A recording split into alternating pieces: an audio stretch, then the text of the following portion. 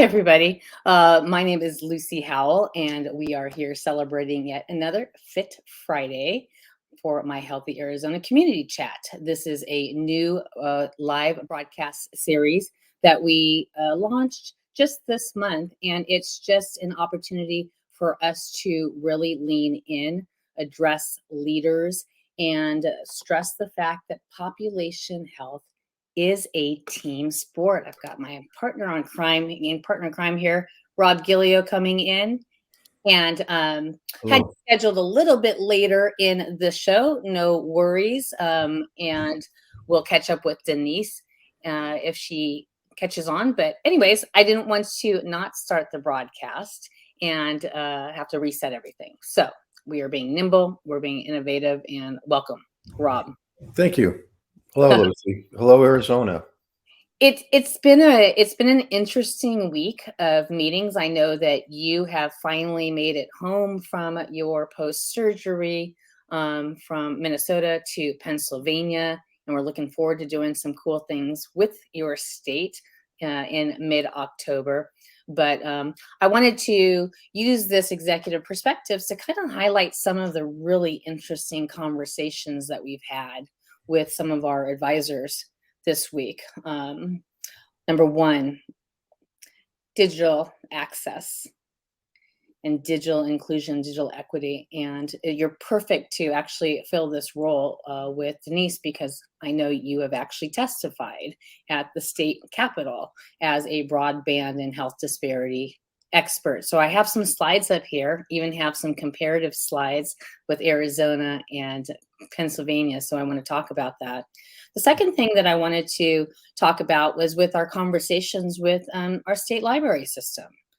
The state library system within any state provides an incredible amount of resources, starting with telehealth hubs, which I wanted to talk about a little bit in our second segment, show how really the libraries are moving into that position of supporting health, much more so than they have in the past. On our third segment, I've invited another advisor, Nancy Gamboian. She's a professor here at Pima Community College, the largest community college that serves Southern Arizona, and she is over the fitness and wellness component. So we're going to talk a little bit about pathways and how folks can get into the health and wellness. And then we were going to round up with some what's coming up on the horizon with Pennsylvania. So let's just kind of kick it off and go right into, digital access and its impact on health. Rob, Well, I've got this. Go ahead. Well, I want you to make an opening statement on really what your experience has been, why you feel like you can even have an opinion in this matter, and what we can maybe do about it as a layman, as an advocate, as a policymaker, as a business leader. I think there's two areas of concern with this. First of all, digital access for health, for education, for jobs, all are social determinants of success. The issue in rural areas is that with the distance between clients, it is not very profitable for the companies to provide digital access at high-speed internet. So they're the last areas served. But unfortunately, in the inner city areas, I just have a frog in my throat here. In these inner city areas, there's also red zoned areas with high amounts of renters or public housing that they find is not profitable either. And unfortunately, those are two of your poorest neighborhoods with the sparsest amount of healthcare service access as well, or transportation access. I've worked in inner cities and I've also worked in rural Appalachia. And the testimony I did, Lucy, was in Pennsylvania, but it was the United States Congress with regional conferences. And so it was very eye-opening to realize how little our congressmen and women knew about these problems. They were astonished, given that their suburb had high-speed internet from Comcast or some other provider. They were astounded to know that 1/3 of the people in my region where I was in Huntington County, Pennsylvania, had internet access. The other 2/3, when schools got cut off, or when I tried to do telemedicine at the hospital I was hired at to do it, I'd literally have to drive to a restaurant that had a wireless access because in my home, 3 miles from the hospital, didn't have didn't have access. Um, Comcast wouldn't come down my road. They offered me a $50,000 charge if I wanted them to bring the per mile to bring that down my road. And I had to guarantee at least 20 other customers if they did that mile. So making it very difficult. Um, without that access, all this telemedicine, teleeducation, initiatives like Force for Health become very difficult. Well, it reminds me, I mean, what a swing we've seen, and it's only been less than 20 years. I mean, my very, very, very, very first magazine that I published was in 2006. And Mhm. in 2006, 2007, it was right on the verge of social media, digitization and that type of wave. And I truly feel like we swung the pendulum way too far in terms of, oh my gosh, we don't have to print, fine, digitize everything, and then just make that assumption that everybody could still have equal access to the same type of information. And here it is, 2022, right? 16 years later, and we haven't figured it out yet because Well, there are still huge gaps we've if made we it we've fully made it depend. worse. We've made it worse. What Interesting. the beauty of COVID was that it slapped a bunch of people in the face, especially healthcare providers, who suddenly had people not coming to their office, their incomes dropped. And they scrambled to get any sort of a telehealth, telemedicine connection, and to even to the point of breaking rules with HIPAA in order to communicate with their patients, not over secure lines in other such things. But I'm sorry, I don't know why my image is freezing up on us, and my eyes really aren't closed that much. It just keeps catching me when I'm blinking. Um, but we've I'm going to bring this up also as you talk, right? okay. Because it's some of the points that I believe you want to make that has We've happened. but we've jump started. We've had schools and healthcare systems and companies all dealing with remote care and remote work and remote education. And so people suddenly had it thrust down their throats, and many people lost a year or two of their academics, and as such. But it really forced the hospital and health systems, and even Medicare and Medicaid, into accepting charges. What's really sad about it, though, is there's beyond. This is just measuring the cost and the distribution. Here's what else is missing, though: the technology literacy to be able to handle it. Um, you need a good teenager in your home for many people to be able to access the internet and do a face-to-face session, especially if you can use some peripheral devices that are Bluetooth enabled. Um, that's one of the issues here is we have uh, we have a lack of people. We have 1 in 4 people there um, with a household connected. We have, the cost of the broadband is not insignificant when your income is 2-3 thousand a year, like it is, let's say, on Social Security, or 2-3 thousand a month, I should say. $68 a month. That's a lot of money for a little gimmickry that many people view it as.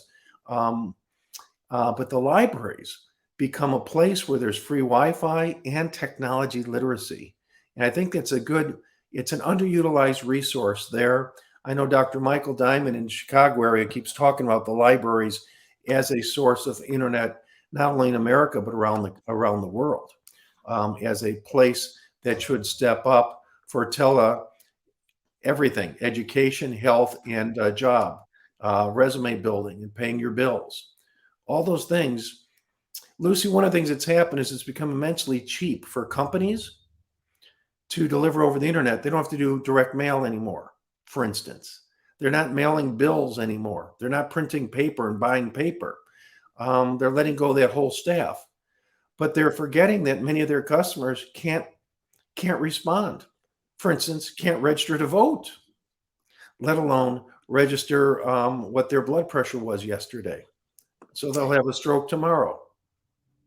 Well, I brought this, I originally brought this image up, which is really at the home page of Connect Arizona. One of the things that we are doing with the reality health games as we look towards the markets and the rural areas within our activated states and connect them with free, high quality content, give them accessibility, perhaps motivate them with incentives to move, learn, serve, and earn, and then kind of envelop them with a type of mixed media type of platform is,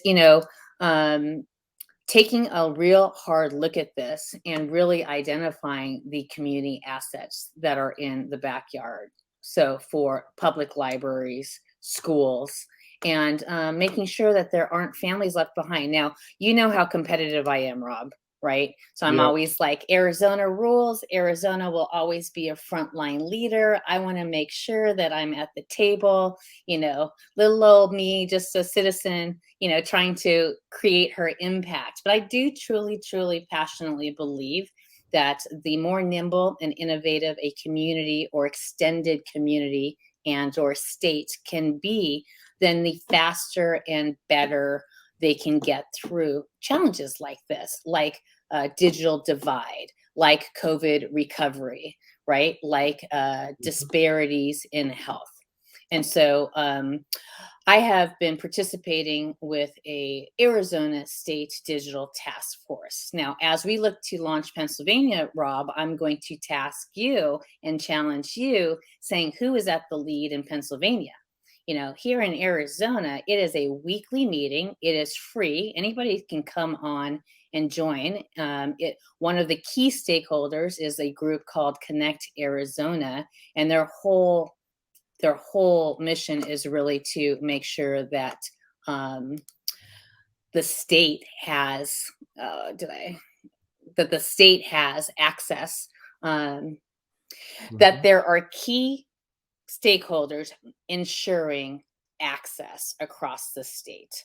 Now, I was on the meeting this past Monday and I asked the question, is any state yet fully bragging that 100% of their residents, north, south, east, west, rural, urban, etc., has access, has guaranteed access? And no one could answer that question.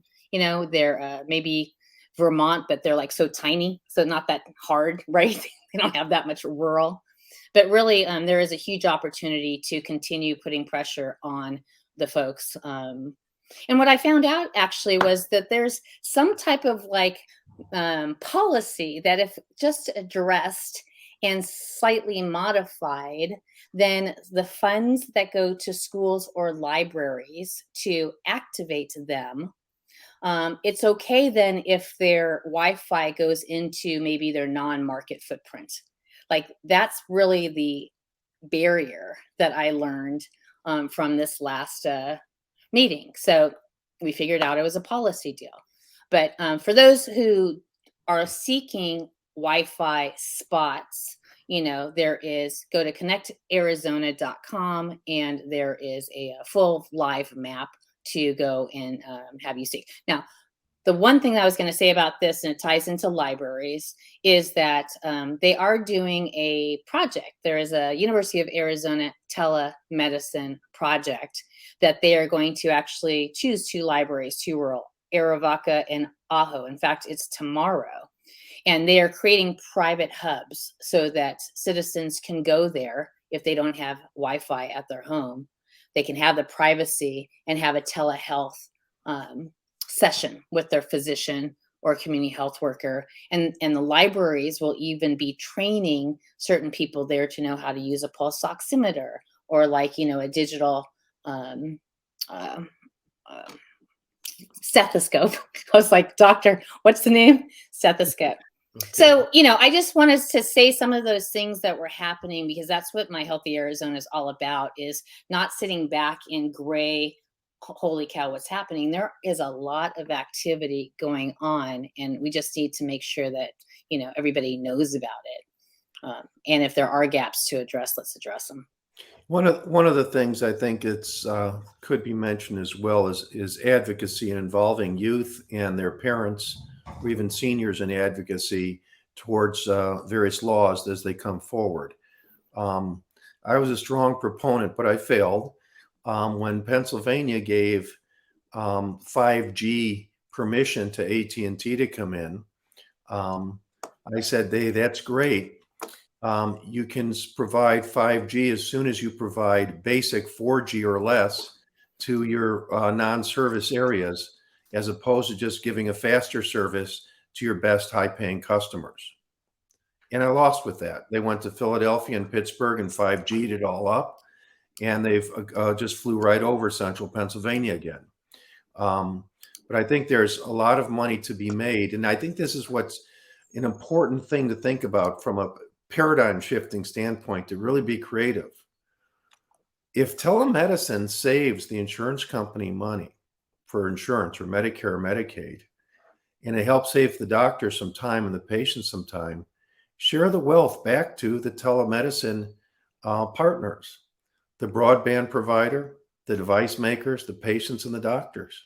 I think if we're providing a means that allows this tremendous savings, and I think there would be a good deal of savings with handling things without as much travel, especially great distances like in Arizona. That is part of the ROI argument. If we can keep people healthier and treat their blood pressure before it's a stroke, treat their angina before it's a heart attack, treat their marginally high blood sugar before it's full-blown diabetes, we've saved the state not millions, but billions of dollars. And billions of dollars can do a hell of a lot of broadband, especially with the wide open spaces you have. I'm just going to make two more points, then we'll kind of wrap it up and maybe go into the next segment here. But, one of the things that really was obvious on the last 4 calls that I've been on with this Data Arizona Digital Task Force deal is that just because you have access doesn't mean that the folks will know how to use it, right? But I do think that the state has done a really good job and these slides will be shared as part of our share deal, so don't worry if it's a little slow, but each county here along the southern Arizona region, by a county level, they have some nice reports that show, percentage of households that don't have access to a computer or internet or only cell phone, or in the northern team, kind of how those compare out. And again, Rob, as we activate Pennsylvania mid-October, I'll be curious to see if you'll be able to provide the same types of reports, right, in your 66 counties, or how many counties do you have in Pennsylvania? I think this month it's 62. Yeah, exactly. So anyways, I bring that up. This is just the beginning. I thought I really knew much about the state, and I'm learning every single day about all these siloed little, deals. We also, as a last bullet point for this week's really interesting conversations, we had the opportunity to get caught up with Scott Turner. He's the president of U.S. Healthy Future, and let's talk about him as a global spotlight leader. And he's really in charge of, he was responsible for making recess a law in the state of Arizona, right? And so he's also really responsible. He's really focused on looking at those state policy healthy school levels to see kind of where we do compare and to make sure that health is in that budget. And so that it can be a standard from which, there can be more focused funding towards it, right? Any comments from our meeting with Scott? I thought it was kind of fascinating, and I'm looking forward to working with him to kind of set some competitive. The man is a visionary, and he's a tremendous asset for your state to have. That's where I came away from. He gets it. And he realizes that it needs to work at 2 levels, at the highest level from a policy, governmental law standpoint, but also from a grassroots. And that's where he was, I think, enjoying talking to us, is that we have a grassroots program that could plug in for those schools that need a resource. And he's all about having many, many, many different resources be available, not dictating what's to be done on a local level, because every local level he recognizes has different issues, but to have a global policy that then can be supported at a school by school, teacher by teacher, student by student level. Visionary. Very he's already aggregated many of the state leaders, right, that are looking to make sure that Arizona is a front leader in here. So looking forward to having him on one of our upcoming sessions. Let's go ahead, and I've got some more interesting state to state comparison data with you, but we're going to pop that on our last segment, and I'm going to go ahead and bring in Nancy. But just one quick message from one of our strategic partners, Daily Pods. Dailies is a group that if you have young kids that you need help tele-tutoring, tele-teaching, they're a great resource. They focus on, call it 3 to 8-year-old, maybe 10-year-old, but their soft spot is really putting a young child in front of a computer with an engaged teacher to help them along the way. So we'll be right back with Nancy Gamboian with Pima Community College. Be right back. Dailies is the leading educational success platform that provides families with the resources they need to help their children succeed. Through live personalized classes with certified educators, rich daily reports, and 24/7 academic support, we provide you with a personalized learning solution designed specifically to help your child surpass their academic goals. We offer supplementary learning experiences through Dailies Pods and a full comprehensive homeschool option through Dailies School. Unlock personalized learning for your child with Dailies.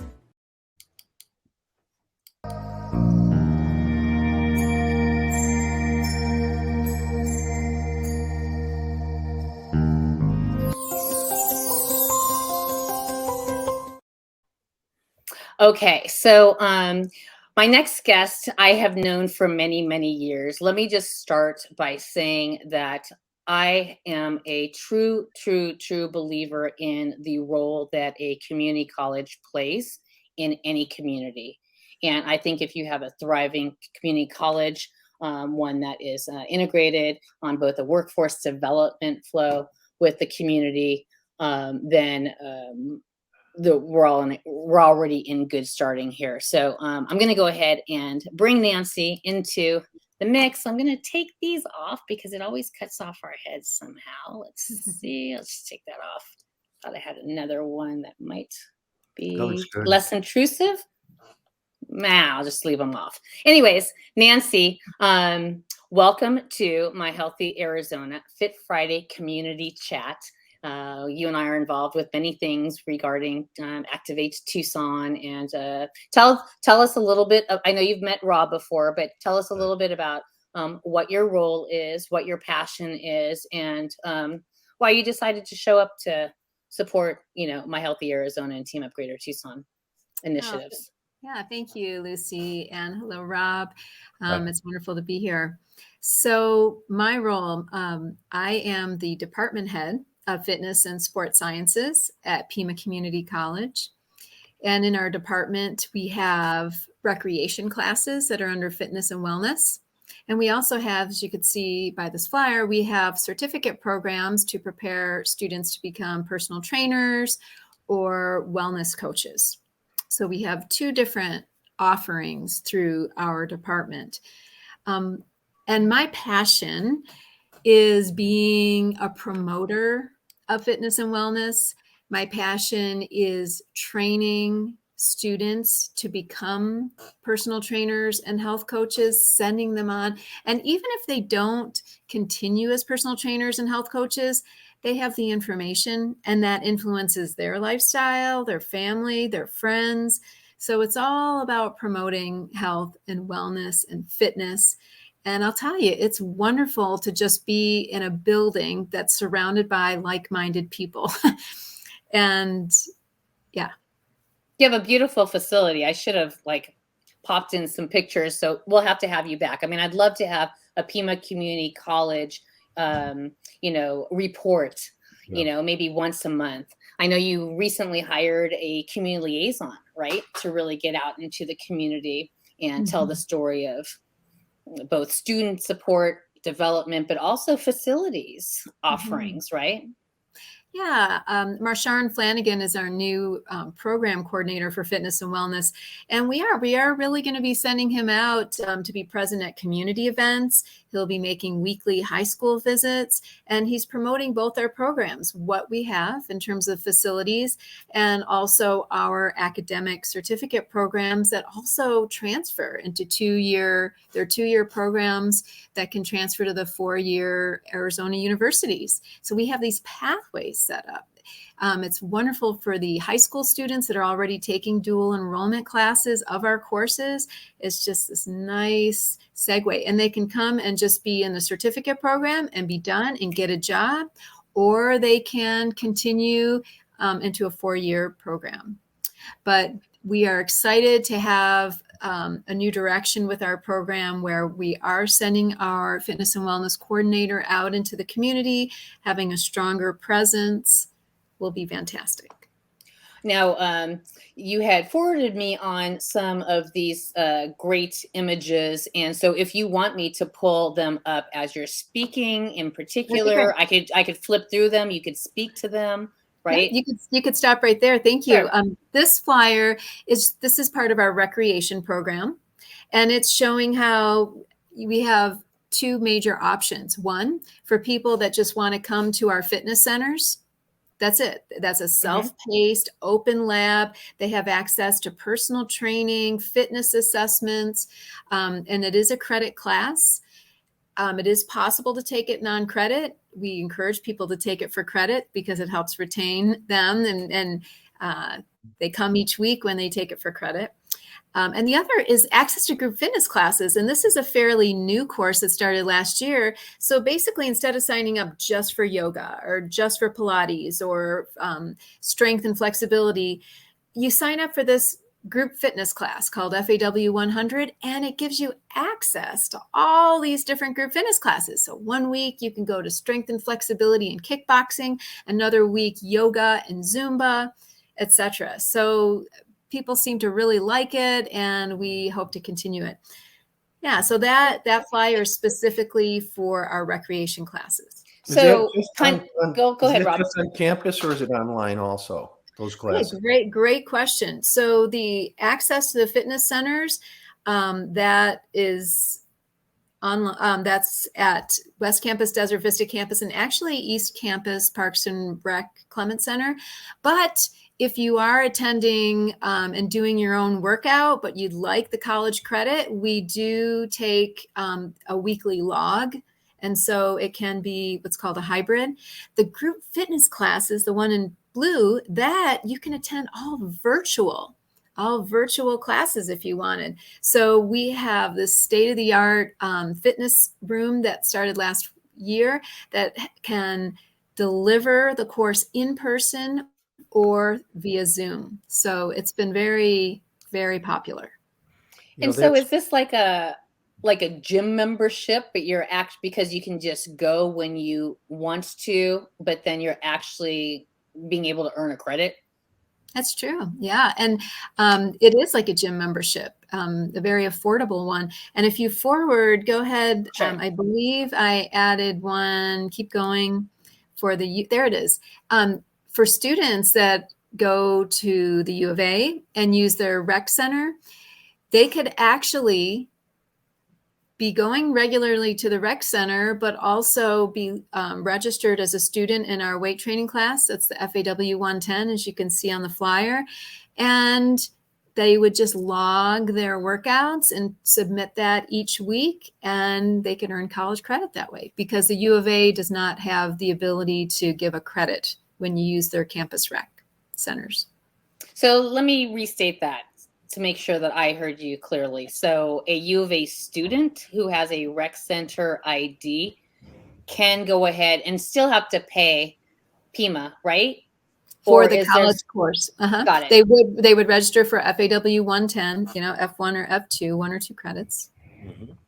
And about how much does that cost? And is it like a semester long? What's kind of like the logistics? Yeah, it's a good question. It's about $100 per credit, and that's including fees, the college fees. And that is per credit. So over the course of a semester. Yep. Yeah. Got it.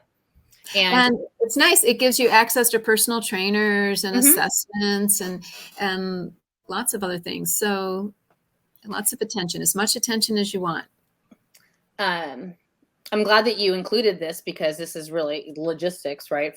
For folks that are actually really interested. Yeah. And this is what I had mentioned with the group fitness, where you can mix and match certain classes some weeks, certain classes and others. And you could see these are the specific courses offered this semester: yoga, Zumba, cardio cross training, strength and flexibility. And if you look at that center column with location, you can attend in person or virtual. So I think that one of the cool things that I'm looking forward to launching with you is, Rob, we've been working together kind of on and off for the last 12, 18 months, and Nancy and Seth. So Nancy is really fitness and cardio wellness, and Seth is more strength training wellness. Right. Just for those second 8 weeks, him and I teach all the fitness and sports science courses. Okay, got it. Yeah, we teach everything from sports nutrition to health communication to healthy living and wellness, wellness lecture classes to exercise testing and prescription to the group fitness instructor. So we teach all of those, just the two of us. And you guys also lead the whole community advisory board that has to do with those partners who would be willing to host interns, right? Which could be done in a hybrid fashion, which I've done with you in the past, which was very convenient during COVID, right? Because all the gyms were closed at that time. But part of going through that exercise and getting to learn about each other was some of our tools you found to be helpful in being able to help train future coaches, right? So looking forward to activating that with you guys this year, getting some feedback and seeing how they can actually learn digital health and exercise prescription, both cardiovascularly and strength train wise, with some of the tools that we've got. So I think that you would be our first official community college client. So welcome aboard. Fantastic. We're looking forward to it too. I think students need to have that digital literacy moving on as trainers and coaches. And so we're excited about our partnership with Force for Health. Yeah. Now, I do know that Rob used to actually license all of the Viva content. Now we've got about 64 videos of Viva, which are 3 to 4 minute, kind of high quality, cartoony like type of anatomy videos that your grandma can watch or a 6th grade can watch. And they're actually all for free at our Force for Health site. But didn't you used to license those within the community college system? The state of California's community college system, about 30 clients was using those every year with their students. What I get excited about those for our ambassador level students, the 360 videos, will allow them to have a much better appreciation, let's say, of the knee joint or of an Achilles tear or a procedure to fix anything. So it's their ability to learn their anatomy and physiology to create their own educational materials for their own PowerPoints as they teach a client. The exciting thing for me also is I think the word pathways is a very important term, I think, at least in academics, but for the students, it's selling them the dream. And the dream in my mind is you have a lot of high school, not you, the country has a lot of high school kids that don't see where they can fit in after high school and make a living. And a community college is a wonderful place. Within 2 years, they could make $68,000 a year as a radiology technician, 2 years at the community college. That's it. With 1/10 the amount of debt. Oh, or no debt. Because the reason they don't have debt, Lucy, is because I'm sorry about that bell. Phone ringing. The reason they don't have debt in part is if let's say we're doing the Force for Health curricula and they were introduced, or they were doing some other in their high school, they were introduced to become a personal trainer when you graduate. Now they go take your course, get their certificate, make that $30,000 to $40,000 income while they are going to community college to pursue whatever it is they want to be pursuing, business, finance, let alone a health career.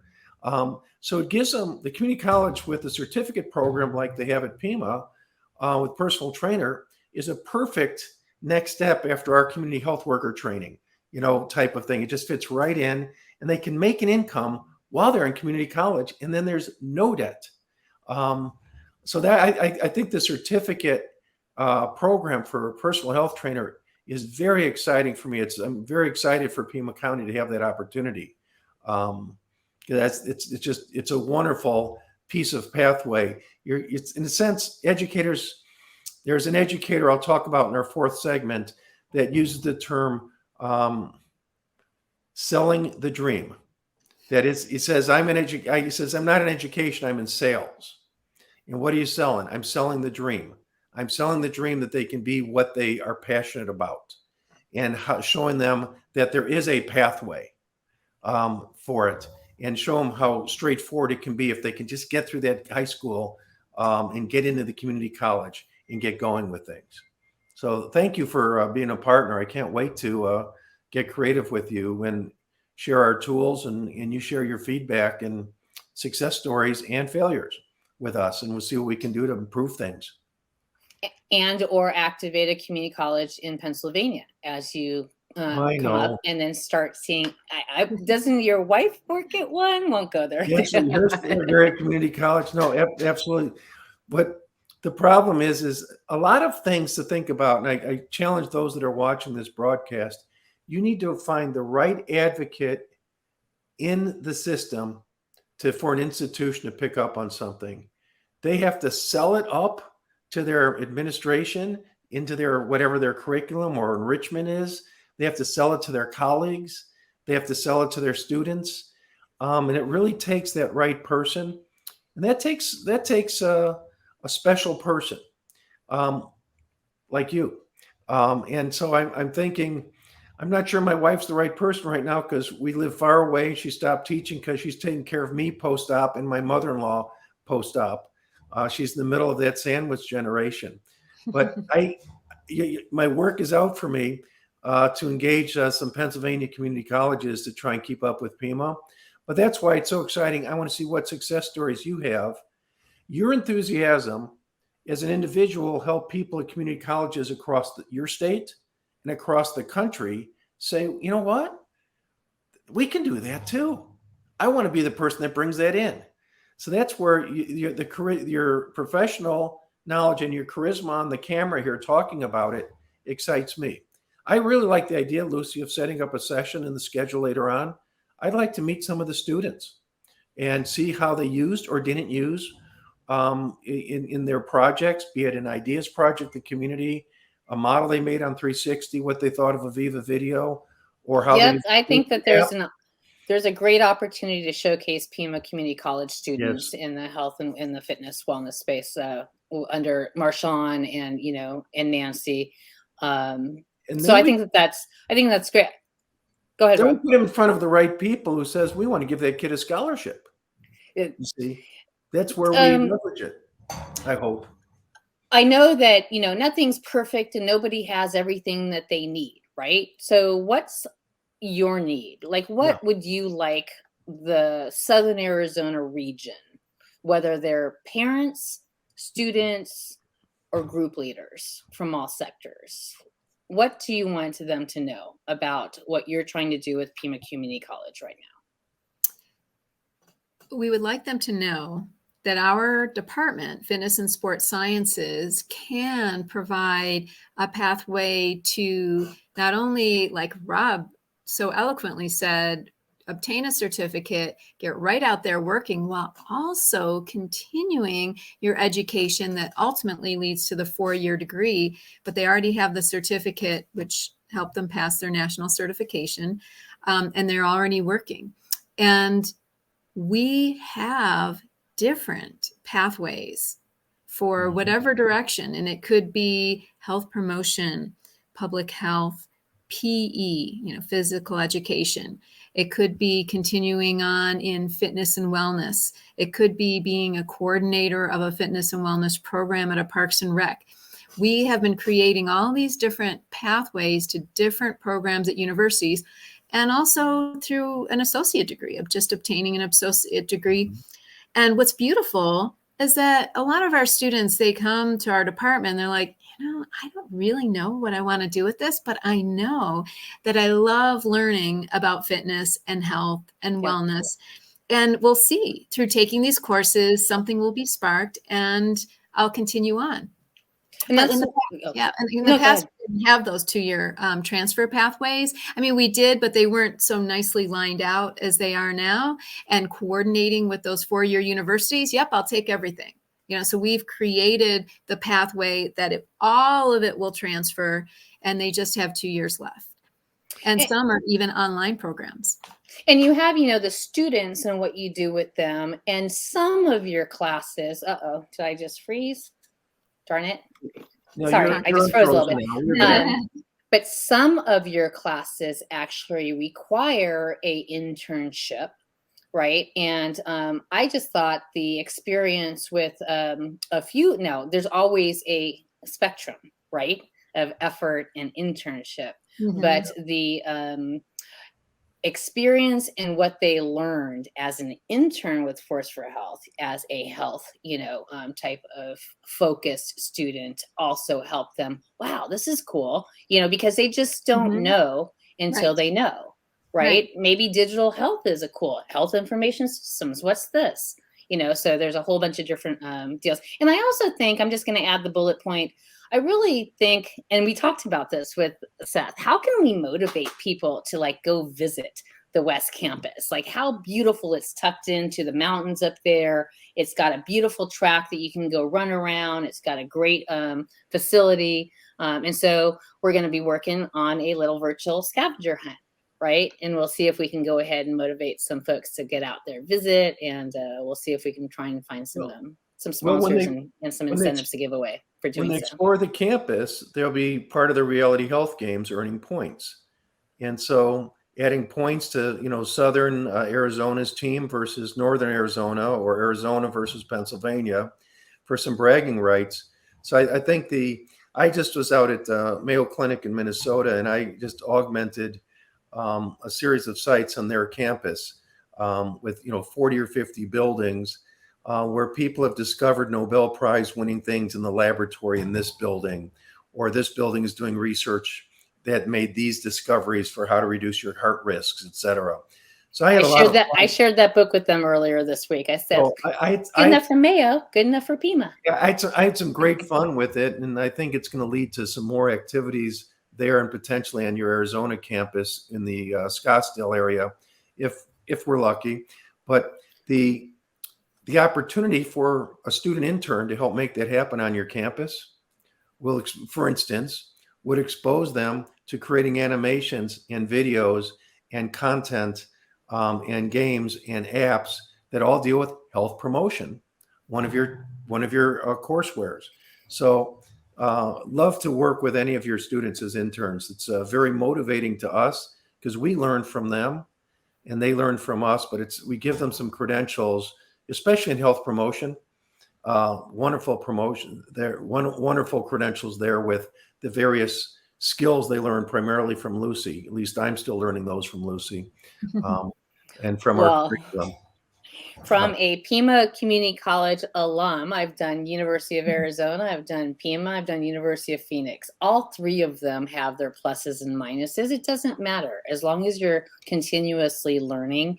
And dollar per value, though, nothing beats a community college. Nothing. Right.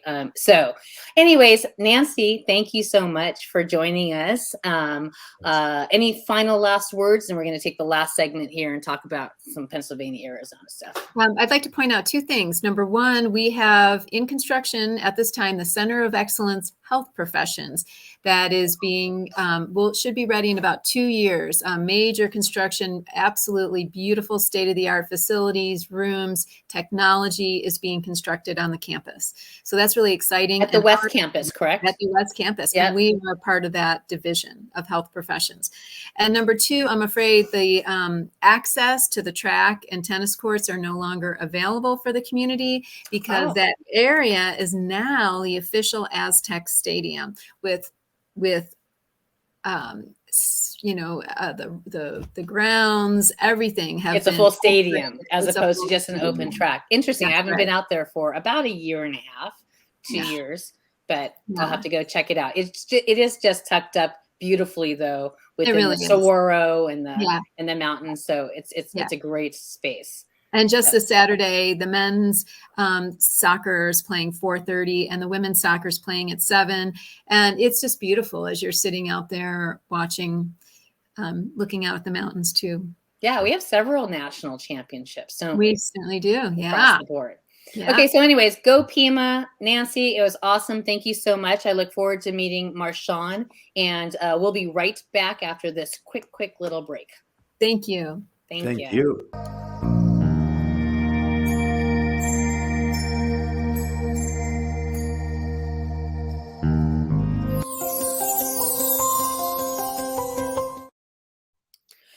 Okay, Rob, for this last segment, I just had to bring up a couple slides here and I wanted to talk about it, okay? So on August 31st, we launched My Healthy Arizona with a little ribbon cutting that was held both at, let's see if I can pull up the picture here, both at Tucson and Phoenix concurrently. My partner in crime, Denise Meridith, could not make it today, but that's okay. And so we've spent the last couple weeks just reaching out to various leaders from the private, public, healthcare, and educational sector, letting them know a little bit more about what it is that we're trying to do. You can join the Force for Health for free just to get started and automatically start earning points for your self, for your team, if you were to choose to maybe upgrade and really up your citizenship game. You know, population health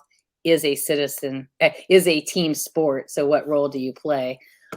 Some folks will be forming teams, STEAM teams, and creating healthy ideas that are addressing social determinants of health. So this is really about empowering teens to be able to do that. Now, our team here in Southern Arizona has set a high standard and bar as to how we aggregate nonprofits, how we celebrate.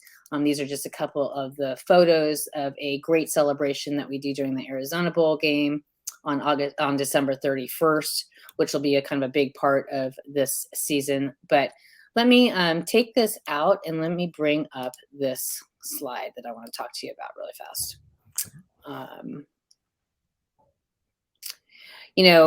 As we lean into these reality health games, Rob, it really is a competition. I mean, that's why you and I did it, right? Is to see if we can spark the interest of these thought leaders and these leaders who want to compete to be the best, whether you're a county administrator or a hospital CEO or a superintendent, right? Or a principal. And, but at the state level, here's just one quick graphic that I grabbed. And this was taken from the middle school physical education report on the state of childhood obesity. And this one quick graphic just showed the states that mandate physical education or not for in middle school here. And then I kind of took a deeper dive and went to the state reports. Oh, Lordy, so small here as it's coming on here. But let me just kind of pull your eyeball. So I pulled the state report for Arizona on some of these metrics. And then I just wanted to stand them next to Pennsylvania and Ohio. And then I highlighted just some of the differences here.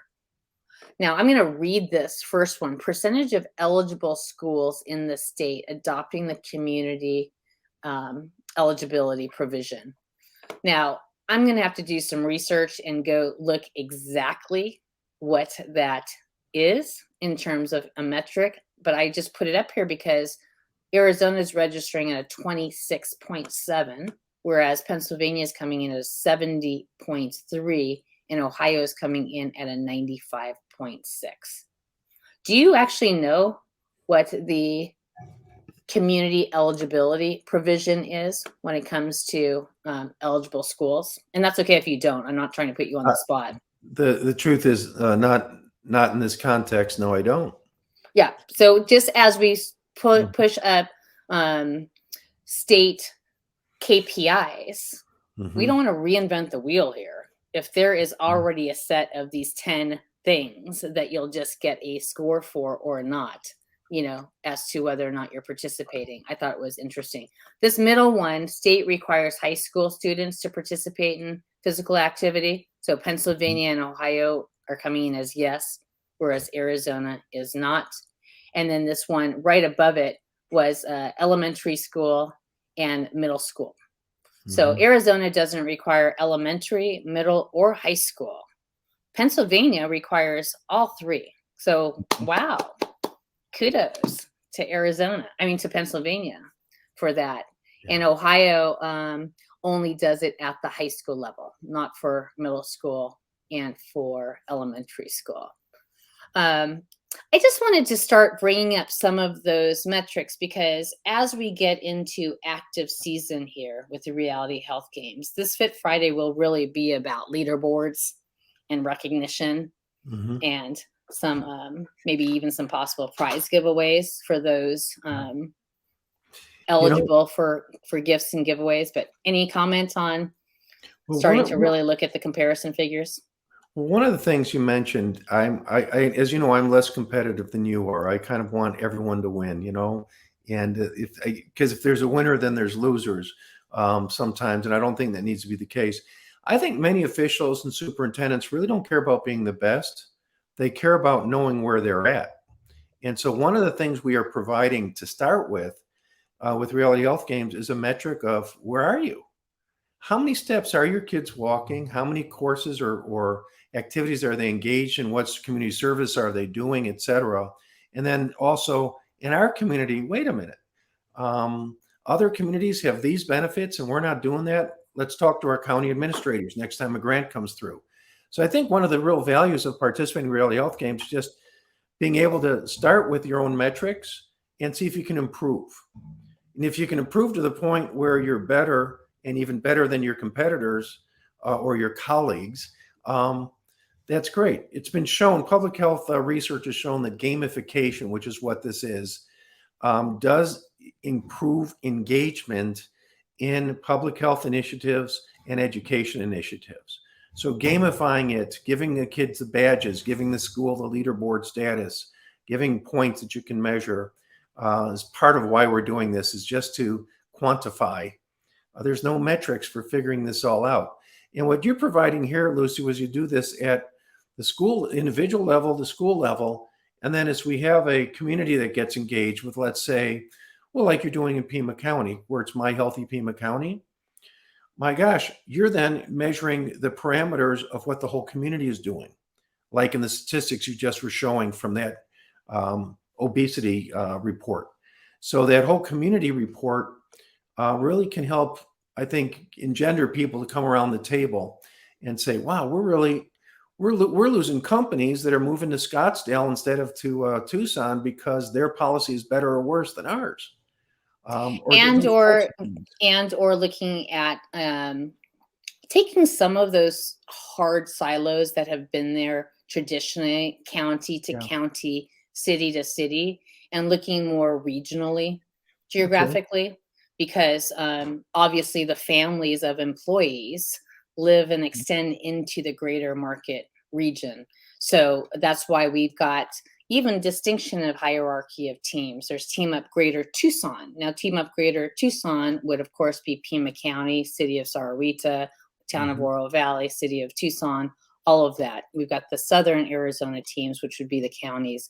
And then, of course, Team Up Greater Phoenix, right? Much larger. There's probably 18, 20 mayors that all, flow up into Team Up Greater Phoenix. And then, of course, into the northern region. So no, that's tremendous. Here in Pennsylvania, we're a month or so behind you. And I think I have some good news for you that you haven't heard yet. but we're going to be doing in January Team Upgrader West 40 in Chicago, in Cook County. Illinois on board. That's Cook County is divided into 3 segments, and the Department of Education there, their director of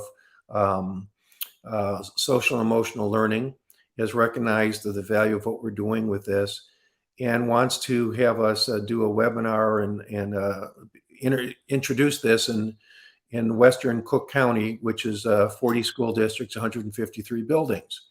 So that'll be focused on teacher development, correct? His role?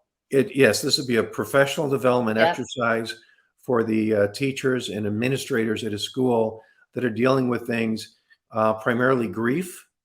And when I say grief, it's grief from things like loss of a loved one with COVID, but also grief in the standpoint of loss of this way school used to be done, now being hybrid versus in person all the time. Grief with regards to many of the things they see in the news that make kids sad, but also staff sad. And he's using this in the context of teacher retention. Of how can he help? And I offer that to Arizona, Davian LaPointe. He said, if there's an opportunity to come on, let's say your show here in Northern Arizona, or to actually come to Arizona and do webinars, he is glad to help out, because his main skill set, I think, is professional burnout of the healthcare or educational professional. And so he's partnering with us in West Chicago in his day job, but with Force for Health anywhere we can introduce him. So doesn't he have a course actually specific? Wasn't he involved in a active shooter at a school? So just the grief and the aftermath of teachers and families of something like that happening. That's correct. He's involved with that. And I think the burnout that comes with, let's say, being in a school with ongoing bullying or gang issues, school that's under-resourced and where the teacher is being required to do too much, a school that's changed now from in-person learning to distance learning, but they don't have the tech skills, and they're just saying, the hell with it, I can make more at Home Depot. And they're losing teachers. And so he's he's good at helping to support on a variety of different levels. He's kind of one of those kids from the hood that made good, is how he describes himself. Kids from the hood that make good. Awesome. Okay. But as you hear his story, he comes from a really rough beginning to a really helpful, let's just say, a career path that he's on right now. But that's just an aside. No, I think that's perfect. It dovetails perfectly into a specific module that you and I have put together for My Healthy Teacher. I mean, anybody that knows me knows that I am the daughter of the world's best teacher. She passed away in 2001, but to me, she was the world's best science teacher, focused on middle school science, curiosity, engagement, and just really leaning in. And so, but we truly believe, Rob and I, that the energy of the teacher in the classroom is going to dictate the experience and output for everybody. And teachers, I believe, are more like nurses that perhaps sometimes don't put their own well-being first and foremost,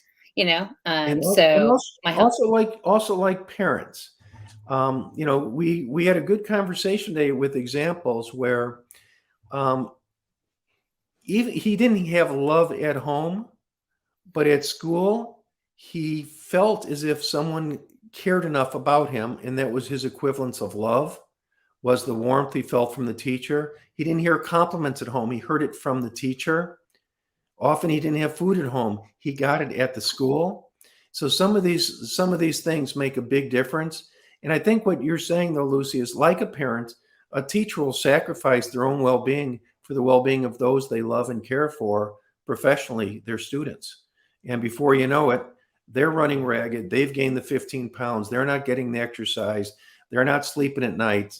They're not with their husbands or wives. They're up grading papers or making lesson plans. Or they're looking at how can maybe I can get my real estate license and get the hell out of this. after all that training and all that passion gets burnt out. So I'm excited. What's fun is the example of what we talked about that you're doing in Arizona, this very call, motivated him, I think, today to say, all right, that's it. We're doing it. What are you doing January 12th? Can you launch this? Can you be in Chicago or do it on Zoom? It's my monthly workshop. You're my guest speaker. We're launching it. Just so you give it away, at least to start with, and go from there. All right. I think that that's awesome news. So, Nairobi, Kenya, kind of in the mix and ready to compete up against the state of Arizona. We've got Pennsylvania and Illinois coming up. So, in a nimble, innovative world that we live in, such as this, which is reality health, this is the first time that we are gamifying the active healthy citizenship. Every time you move, learn, serve, and earn, as long as you are at least a bare minimal free basic member, you can play. Okay, so upgrade to ambassador if you'd like for less than $1 a week, and you've got a full health custom assessment, apps, nutrition apps, and a 360 encyclopedia all in the palm of your hand, on your tablet, or on a computer. So I think it's a small price to pay for owning your own health, so that you can learn more about how you can take care of your family and friends and community. With that, Rob, we are 9 minutes over. That's what I love about Facebook Live. It's okay. No one's going to shut us off. Final words of wisdom as we lean into, can't believe it's October 1st already tomorrow.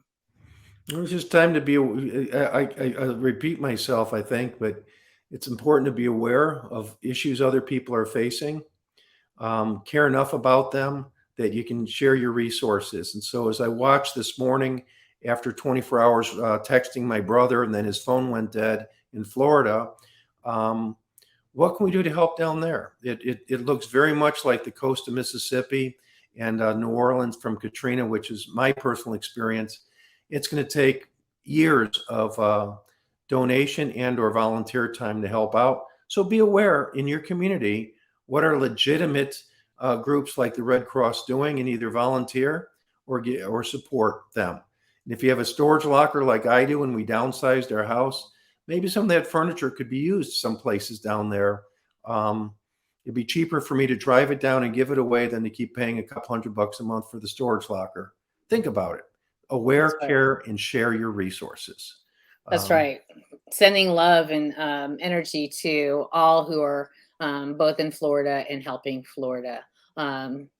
Again, if you want to connect with us, the QR code at the bottom right of this will take you directly and have you load for free into My Healthy Arizona as we start revving this engine up a little bit. So, Rob, good to see you back home in your Pennsylvania deal. I know you'll even be more professionally set next week, and we'll be good to go.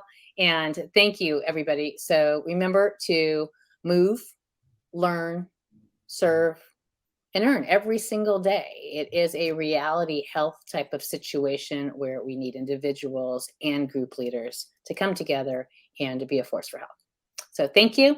Have a great weekend. Get out there, enjoy the outdoors, nature, civics, science, and social scenes. Till next week. Bye-bye. Bye-bye.